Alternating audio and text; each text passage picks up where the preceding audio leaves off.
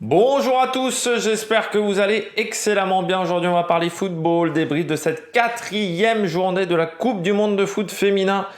On va revenir sur les 3 matchs de cette 4e journée de compétition. Il y avait la Suède face à l'Afrique du Sud, le Pays-Bas face au Portugal, bien entendu le match de l'équipe de France. On finira par le match de l'équipe de France, on va les faire dans l'ordre d'arrivée, dans l'ordre de démarrage de ces rencontres. On va revenir sur ces 3 matchs. Je vous donnerai mon avis sur France-Jamaïque qui va être assez corsé. Mais d'ici ce début de vidéo, n'hésitez pas à vous abonner à la chaîne, à réagir dans les commentaires, à mettre un pouce bleu, à partager la vidéo sur les réseaux sociaux, notamment auprès de vos proches. Si vous pensez que ça peut les intéresser, dans les commentaires, n'hésitez pas à me dire qui vous a plu, qui vous a déçu, qui vous avez trouvé d'intéressante dans cette équipe de France notamment. Quand vous vous abonnez à la chaîne, vous pouvez rajouter la petite cloche, comme ça vous êtes au courant des dernières vidéos qui sortent sur la chaîne, notamment des vidéos cyclisme ou Formule 1. Alors la vidéo Formule 1 va arriver avec du retard ou surtout de cette Coupe du Monde féminine. Quand vous abonnez à la chaîne, vous pouvez également faire un super thanks si vous en avez les moyens et que vous voulez soutenir la chaîne. Je remercie les gens qui le font.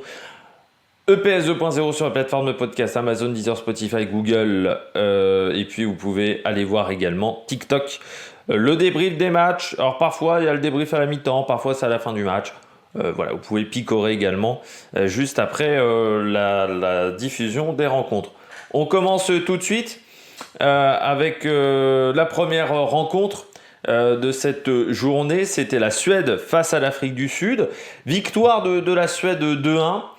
Je rappelle aussi que j'ai vu les 3 matchs en intégralité, contrairement à hier. Suède-Afrique du Sud.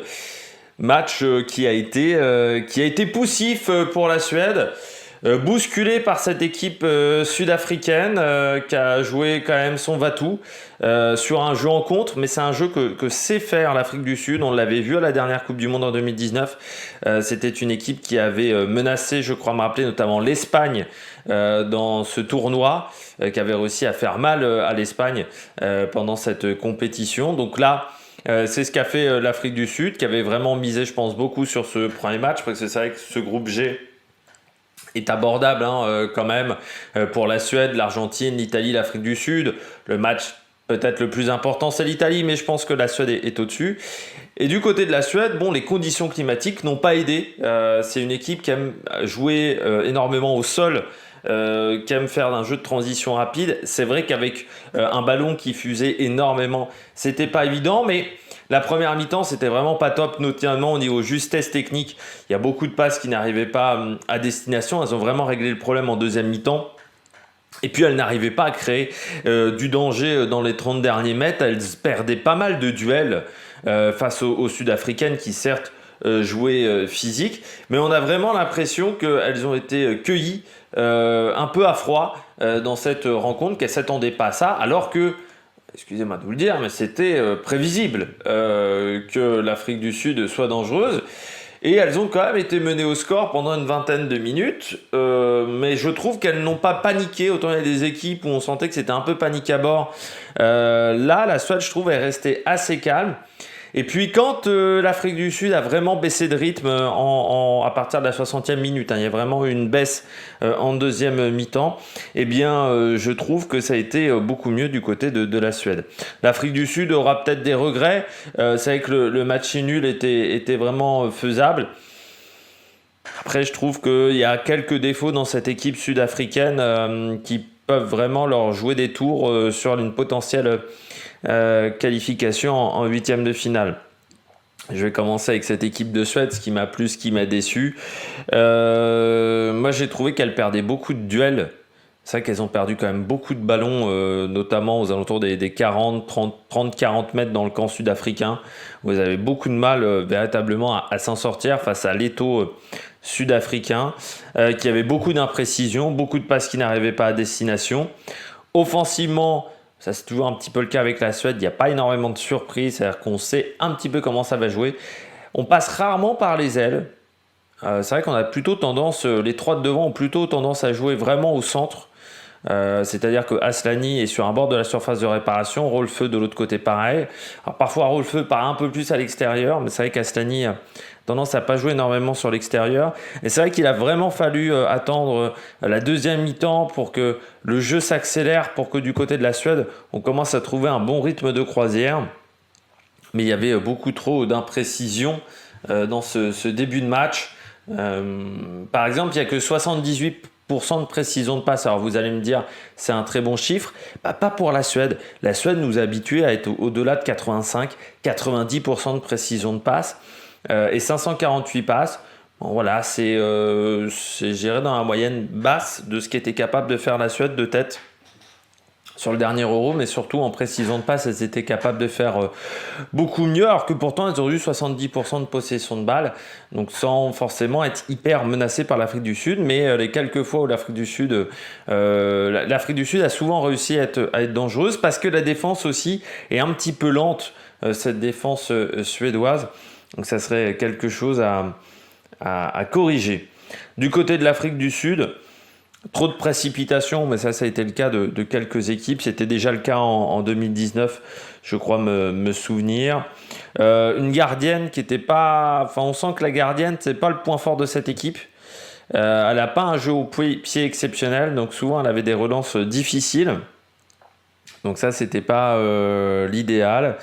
Et puis, un physique qui a vraiment été fort en première mi-temps, c'est-à-dire qu'elle courait vite, elle mettait beaucoup d'impact physique dans les duels, et ça n'a pas tenu tout le match. Et ça a été le gros problème de l'Afrique du Sud, c'est-à-dire qu'il aurait fallu qu'elle marque vraiment en première mi-temps, qu'elle mène 2-0.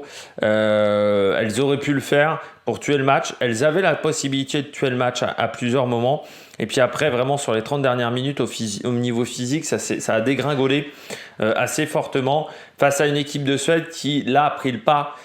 Et c'est vrai qu'en fin de match, c'était de l'attaque-défense avec les Suédoises qui campaient dans le camp sud-africain. Donc ça a été un petit peu dommageable. Mais une équipe d'Afrique du Sud qui...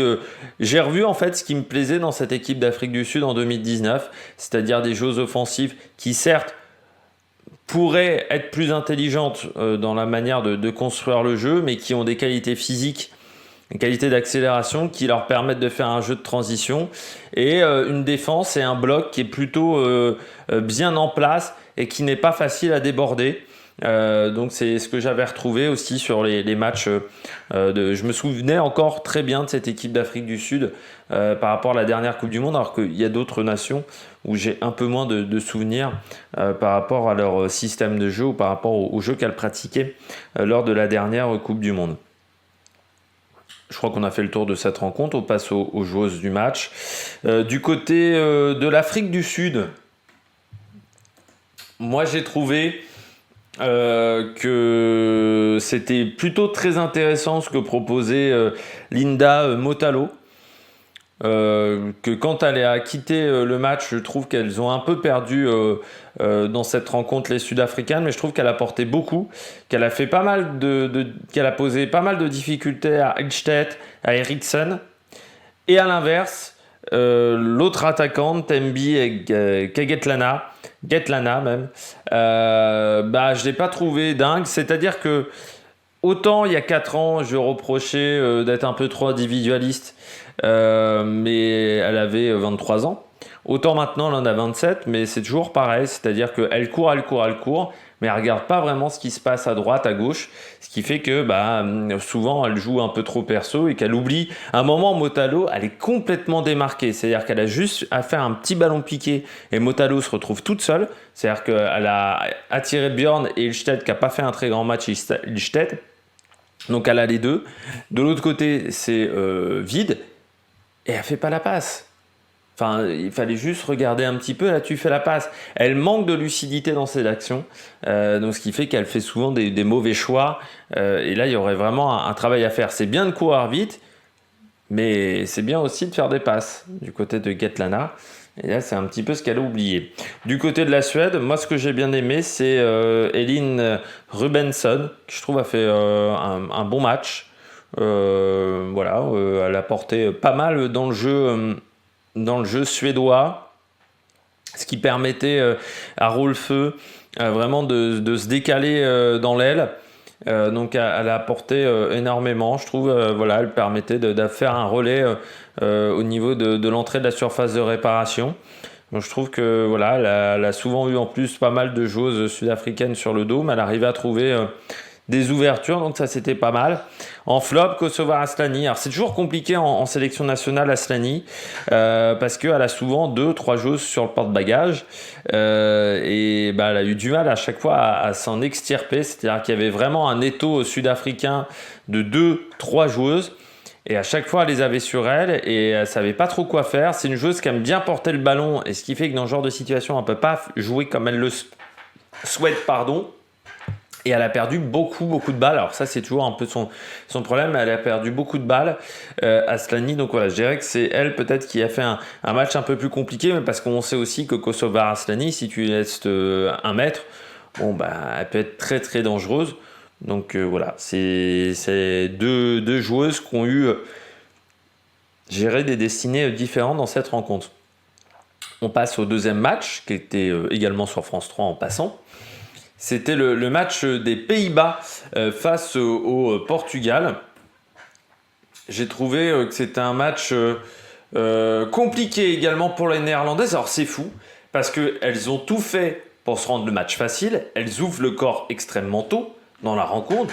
Là tu te dis, bon bah voilà, elles ont fait le plus dur, parce qu'on sait que les petites équipes, le plus compliqué, ça reste d'ouvrir le score. Donc là je me dis à ce moment-là, elles ont ouvert le score. Le match va se décanter. Puis le match n'est jamais vraiment décanté du côté des Néerlandaises, qui ont été menacées. Alors, qui ont été menacées malgré le fait que les Portugaises n'ont jamais marqué de but, n'ont jamais tenté de tir, parce que la défense néerlandaise, par contre, les 3 de derrière ont vraiment bien tenu et ont fait un très bon match. Mais je trouve qu'il y avait un grand manque de sérénité dans cette équipe néerlandaise, face à une équipe portugaise qui a tenté de jouer son va-tout. Mais là, on voyait aussi qu'il y avait un petit niveau d'écart entre ces deux formations.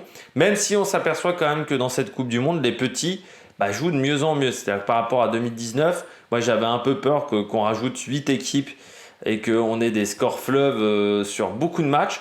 Pour l'instant, ce n'est pas totalement le cas. À part la Zambie qui est passée complètement à côté hier de sa rencontre face au Japon. Et je dirais le Costa Rica qui a souffert face à l'Espagne. Sinon, quand on regarde bien, les autres matchs se sont plutôt bien passés. Donc c'est plutôt intéressant à suivre cette Coupe du Monde. Il y a des matchs assez serrés. Donc ça, c'est bien. Mais oui, du côté des Pays-Bas, un gros manque de sérénité, alors qu'elles marquent à la 13e minute. Donc normalement, elles auraient dû se trouver dans une situation facile. Puis ça s'est jamais vraiment bien goupillé pour cette équipe néerlandaise face à une équipe du Portugal qui a tenté, mais on voyait bien qu'il y avait quand même un petit monde d'écart. Et puis cette équipe portugaise, c'était son premier match en Coupe du Monde et on sentait qu'il y avait beaucoup d'émotions du côté des joueuses.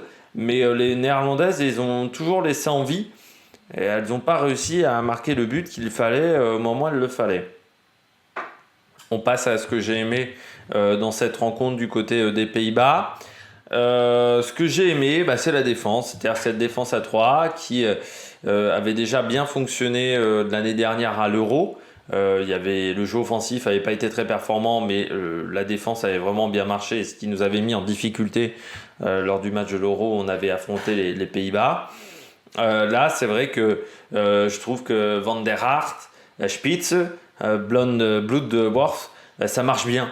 C'est-à-dire que ces 3 joueuses-là, elles tiennent vraiment la baraque, en plus avec une bonne gardienne, Van Donzelaar, qui s'était vraiment révélé lors du tournoi l'année dernière, lors de l'Euro. Ça avait été vraiment très impressionnant, où elle avait vraiment défendu la patrie et ce qui avait permis à ces Pays-Bas d'aller en quart de finale. Par contre, du côté de cette équipe néerlandaise, je pense que le groupe vit pas très bien. Ça gueulait dans tous les sens. T'avais Van de Donk qui était énervé contre les 3 quarts de l'équipe. Ça gueulait énormément. Tu sentais qu'il y avait beaucoup d'ajustements à faire. Je trouve que même de manière assez surprenante, leur entraîneur était assez, on aurait dit Laurent Blanc. C'est-à-dire que il faisait pas grand-chose, l'entraîneur. Par contre, du côté de cette équipe néerlandaise, ça criait dans le terrain. Il y avait des gros soucis de communication sur certaines interventions notamment.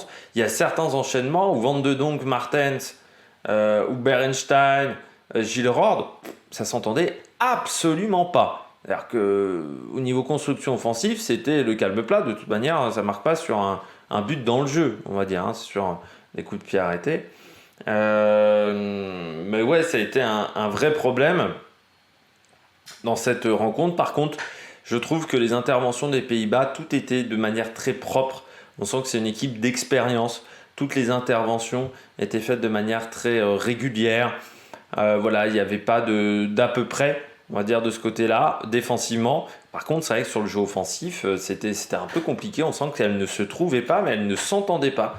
Et il y avait un gros manque de sérénité dans cette équipe. Alors qu'encore une fois, le fait de marquer un but dans le premier quart d'heure aurait dû te libérer. Elles ne se sont jamais libérées dans cette rencontre.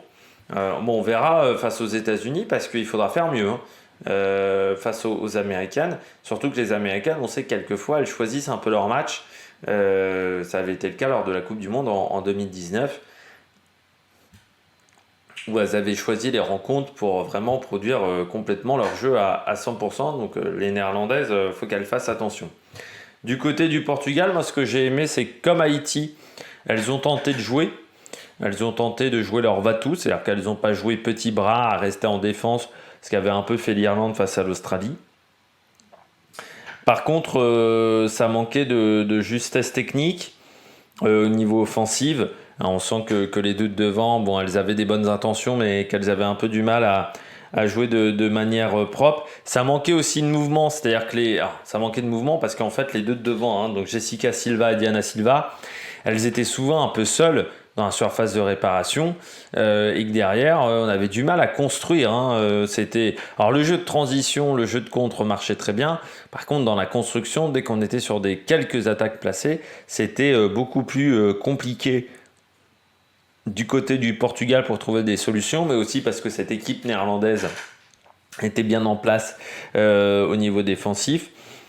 La défense dans la profondeur, les quelques fois où les Néerlandaises ont réussi à faire ça, a été trop souvent mis en difficulté. Par contre, sur les attaques placées, le bloc était bien en place. Donc, je pense que tout simplement, au bout d'un moment, vous avez des limites techniques pour certaines joueuses, pour certaines sélections, et que là, le niveau Coupe du Monde, c'est compliqué au niveau technique pour certaines joueuses qui faisaient trop de fautes, on va dire, au niveau technique, qui n'arrivaient pas à produire un jeu assez léché pour aller chercher une équipe comme les Pays-Bas. Mais les Pays-Bas devront montrer quand même de meilleures choses face aux États-Unis. Mais j'ai envie de dire que les Pays-Bas n'avaient déjà pas fait un grand tournoi l'année dernière lors de l'Euro en Angleterre. Que ça avait été une compétition compliquée pour cette équipe néerlandaise. On sent que les résultats sont plutôt en train de décroître parce qu'on a du mal à rajeunir cette équipe du côté des Pays-Bas. Et qu'il y a quand même quelques joueuses qui ont arrêté et on a du mal à rajeunir cette formation. Du côté des Pays-Bas, du côté des joueuses qui j'ai mis en top, moi j'ai mis Stefanie van der Hart, toujours très propre dans ses interventions. Alors tu sens que c'est pas une défenseur qui est très rapide, mais alors sur les interventions elle sait se placer correctement. Pourtant Jessica Silva et Diana Silva étaient plutôt des joueuses assez dynamiques sur les appuis. Mais elle a fait un bon match, comme la défense de cette formation néerlandaise. Et en flop, j'ai mis Danielle Van de Donk, pas dans son assiette sur cette rencontre. Elle était vraiment énervée contre certaines de ses équipières, mais je trouve qu'elle n'a pas fait un grand match. Et puis la faute qu'elle réalise, elle est un peu stupide. Alors, vraiment, elle tire le maillot pendant 5 secondes, 6 secondes devant les yeux de l'arbitre. On sait que c'est sanctionné. Et après, elle se plaint. Elle était quand même à 2 doigts de se prendre un jaune, plus peut-être un rouge. Parce que vraiment, elle a beaucoup discutaillé avec l'arbitre. Il y a certains arbitres dans certains championnats comme en Ligue 1. Faire ça, c'est rouge. Tu te prends un deuxième jaune dans la foulée. Donc elle a eu un petit peu de chance, Danielle Van de Donk, mais elle est sortie de ses gonds pendant au moins 5-6 minutes. Elle a été très très énervée. Je trouve qu'elle a eu beaucoup de mal dans cette rencontre. Du côté du Portugal, moi j'ai mis en difficulté Amanda Catarina, Katharina, pardon, à Amado, ce qui n'a rien à voir. J'invente des noms de joueuses. Pourtant, je les écris sur mon papier, les joueuses du match. Un peu souvent mis en difficulté par Bernstein dans cette rencontre. C'est autant Anna Borges a bien tenu la baraque, autant Katharina Amado avait un peu plus de mal. Ça a souvent été pris de vitesse par les joueuses néerlandaises. Et à l'inverse, au top du côté des Portugaises, j'ai mis Jessica Silva qui a tenté, qui a parfois réussi à faire des bonnes actions, mais il manquait peut-être un peu de relais dans la surface de réparation. Il manquait un peu de monde. En même temps, c'est peut-être du monde ensuite qui aurait manqué en défense, donc c'est peut-être pour ça que du côté de l'équipe néerlandaise, de l'équipe portugaise, par contre, on n'a pas tenté ce genre de choses. On passe au dernier match de cette journée de Coupe du Monde, France-Jamaïque. 0-0 dans cette rencontre, une rencontre assez tristoune du côté de l'équipe de France, qui avait la possession du match. La fin de rencontre, c'était de l'attaque-défense. Ça, vraiment, les Françaises elles enchaînaient les salves d'attaque vraiment sur un très très très très gros rythme. Et derrière, la Jamaïque était vraiment en défense, sauf que offensivement du côté de l'équipe de France, c'est ce que j'avais vu face à l'Australie. C'était pas fou. Et pourtant, l'Australie, sur ce match-là, fait déjà pas un grand match. C'est-à-dire, c'est pas à l'Australie qui va faire un grand résultat face à l'Angleterre. C'est une Australie où c'était pas dingue ce qu'avait proposé l'Australie et on n'avait rien, on n'avait pas été en mesure de faire vraiment un jeu offensif de qualité dans cette rencontre. Là, ça a été un peu pareil parce que la Jamaïque n'était pas une équipe très inquiétante. Je trouve même que la Jamaïque, par rapport à ce qu'ils étaient capables de proposer en 2019, ça me semble en dessous. Des petits souvenirs que j'avais de la Jamaïque de 2019, qui avait été quand même à 2 doigts de se qualifier en 8e. Je crois que ça s'était joué notamment sur un penalty qu'il avait fallu retirer, parce que c'était un peu le syndrome de cette Coupe du Monde 2019, les penaltys qu'il fallait retirer. Mais du côté de la Jamaïque, elles ont tenté de jouer, mais c'était pas du niveau d'Haïti, par exemple la veille face à l'Angleterre. On sent que c'était quand même compliqué, les sorties de camp étaient difficiles, c'était moins en place que d'autres formations. Et du côté de la France, on a eu 14 tirs, 5 cadrés, mais on n'a jamais eu vraiment d'occasion dangereuse, beaucoup plus que ça.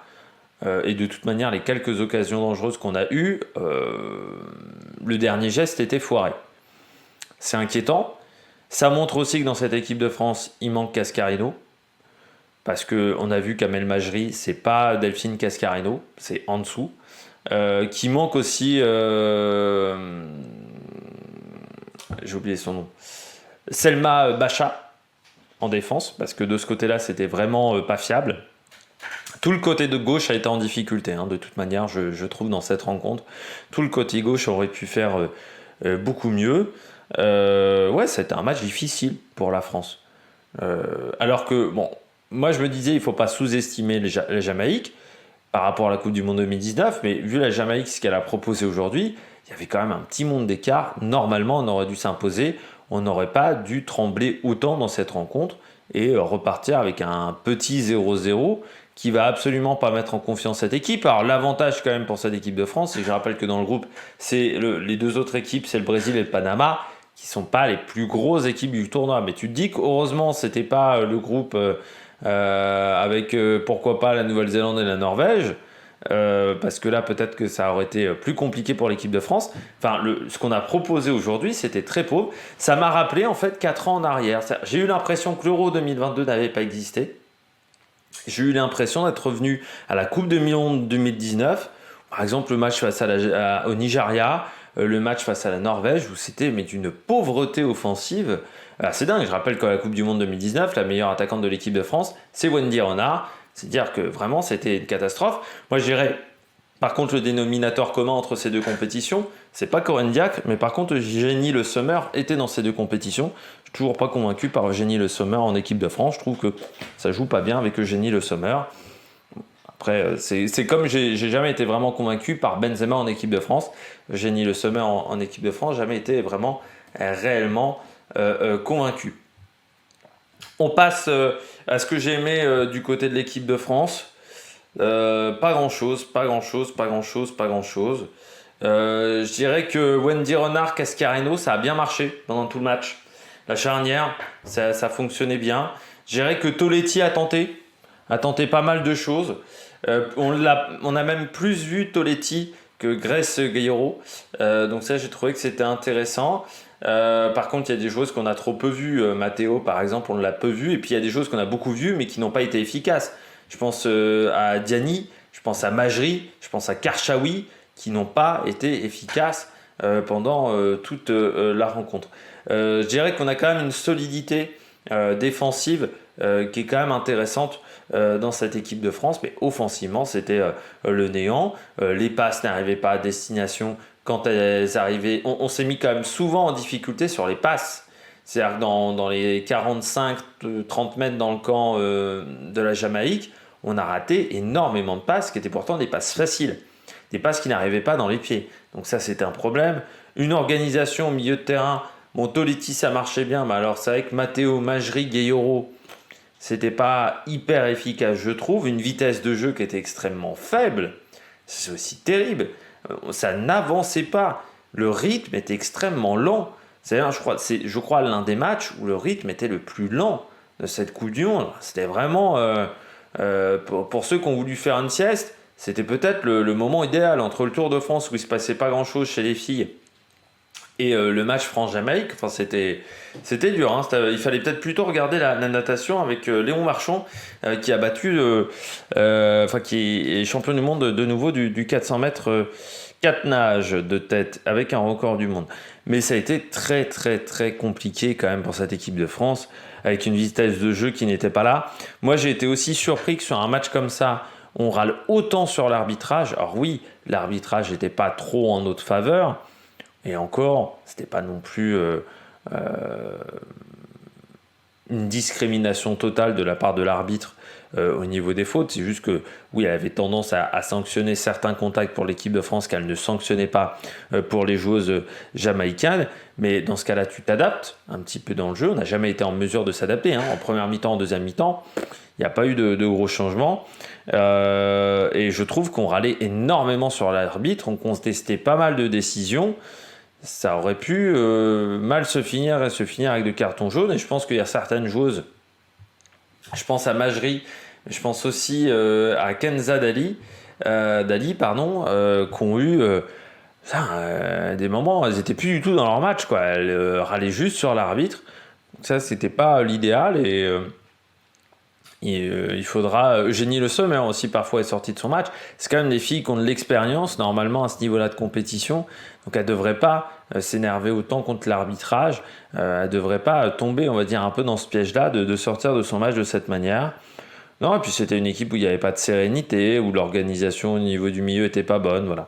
Ça a été un rythme très faible, ça a été compliqué. Et en communication, oui, j'avais l'impression qu'il y avait beaucoup de joueurs beaucoup de joueuses qui n'arrivaient pas à communiquer entre elles. Du côté de la Jamaïque, match compliqué du côté de la Jamaïque. Il y a eu quelques comptes intéressants. Mais c'est vrai que parmi les équipes qu'on a vues depuis le début de cette Coupe du Monde, c'était, je pense, vraiment une équipe assez faible quand même. Je trouve avec une équipe qui a vraiment baissé en intensité, mais à partir de la 50e minute. Hein. Vraiment en deuxième mi-temps, les Françaises font de l'attaque-défense. Mais le roseau plie mais ne rompt pas. Mais bon, elles étaient quand même un peu dépassées en défense. C'est surtout Diani qui n'a pas cadré ses frappes et qui aurait dû cadrer beaucoup plus, avec une fin de match qui a été extrêmement compliquée pour les Jamaïcaines et un plan de jeu qui était clair, hein, c'était tout le monde en défense et tenter de jouer en contre. Mais en fin de match, elles arrivaient même pas à toucher les ballons, c'était terrible parce que Shaw, si elle avait eu un peu plus de ballons, ça aurait peut-être pu faire un meilleur match.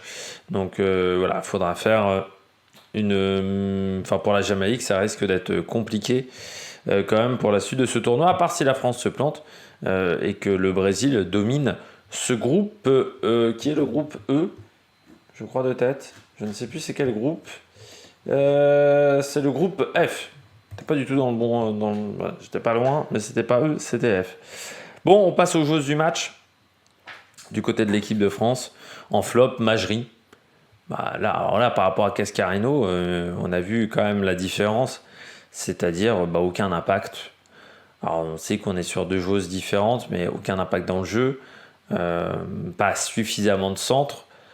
Et puis souvent les joueuses jamaïcaines arrivaient très vite à récupérer le ballon sur Majri, sur Karchaoui,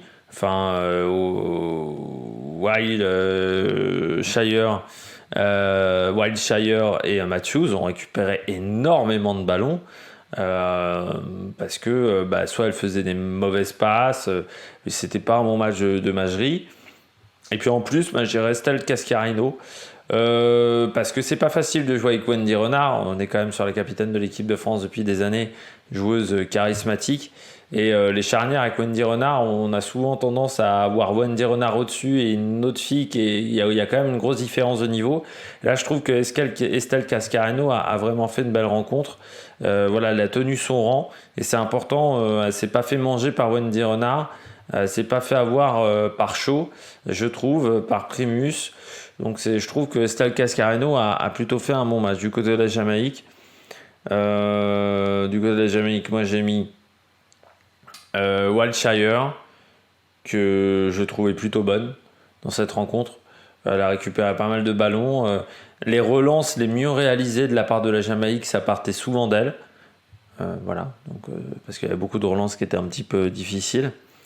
Et puis j'irai Primus en flop sur cette rencontre. Autant on a beaucoup vu Shaw, autant Primus on l'a très peu vu.